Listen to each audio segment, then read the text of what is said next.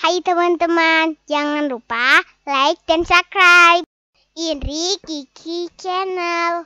Assalamualaikum warahmatullahi wabarakatuh. Halo teman-teman, perkenalkan kami dari kelompok 6. Kami ingin mempresentasikan hasil kerja kelompok kami.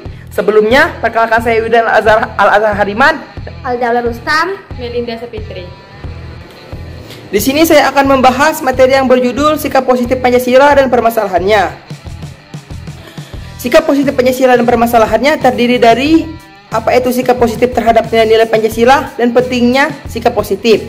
Sikap positif terhadap nilai-nilai Pancasila adalah sikap yang baik dan menanggapi dan mengamalkan nilai-nilai yang ada dalam Pancasila, sehingga seseorang selalu berpedoman pada nilai-nilai Pancasila yang menjunjung tinggi harkat dan martabat manusia dalam setiap perilaku sehari-hari. Dan pentingnya sikap positif sebagai ideologi dan dasar negara. Pancasila mempunyai fungsi sebagai acuan bersama, baik dalam memecahkan masalah, perbedaan, dan pertentangan politik di antara golongan dan kekuatan politik yang ada. Ini berarti bahwa segenap golongan dan kekuatan yang ada di Indonesia ini sepakat untuk menjaga, memelihara, dan mempertahankan negara kesatuan Republik Indonesia dalam bingkai Pancasila. sikap positif terhadap Pancasila dalam kehidupan sehari-hari. Kita menggunakan Pancasila sebagai dasar atau fondasi berdirinya Negara Kesatuan Republik Indonesia atau NKRI. Dasar negara Pancasila dapat memenuhi keinginan semua pihak. Dasar negara Pancasila dapat mempersatukan bangsa Indonesia yang terdiri dari banyak suku, agama, dan adat istiadat atau kebudayaan. Sikap positif terhadap Pancasila sebagai pandangan hidup bangsa. Hal ini berarti bahwa kita harus melaksanakan Pancasila dalam kehidupan sehari-hari, menggunakan Pancasila sebagai petunjuk hidup agar tercipta kehidupan yang serasi, harmonis antara hidup kenegaraan dan hidup bermasyarakat dalam negara. Sikap positif terhadap Pancasila sebagai dasar negara. Pancasila sebagai dasar negara digunakan untuk mengatur penyelenggaraan negara Indonesia, termasuk dalam penyelenggaraan tata tertib hukum nasional.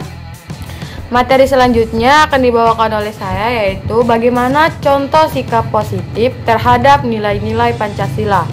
Yang pertama, melakukan budaya kritik yang sifatnya membangun pada pemerintah atau lembaga lain dan sesuai prosedur yang berlaku. Yang kedua, melakukan demokrasi secara damai, rasional, bertanggung jawab, serta memelihara ketertiban bersama. Materi selanjutnya yaitu tentang permasalahan. Masyarakat Indonesia yang belum memahami makna dari nilai yang terkandung dalam Pancasila itu sendiri.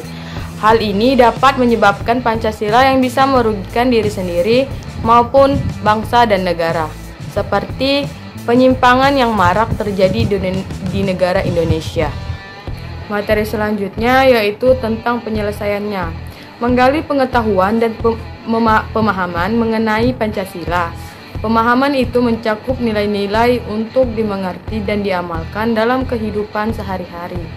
Langkah konkret yang bisa dilakukan pemerintah dalam mendukung masyarakat Indonesia adalah memasukkan nilai-nilai Pancasila dalam materi bahan ajar di sekolah pada sistem pendidikan nasional. Mungkin cukup sekian materi yang bisa kami paparkan dari hasil diskusi kami. Kurang dan lebih kami mohon maaf, pada Allah kami mohon ampun. Siang-siang pergi ke kota, jangan lupa beli alpukat. Demikian presentasi kita, semoga bisa bermanfaat. Kami akhiri, wabillahi taufiq wal hidayah. Wassalamualaikum warahmatullahi wabarakatuh.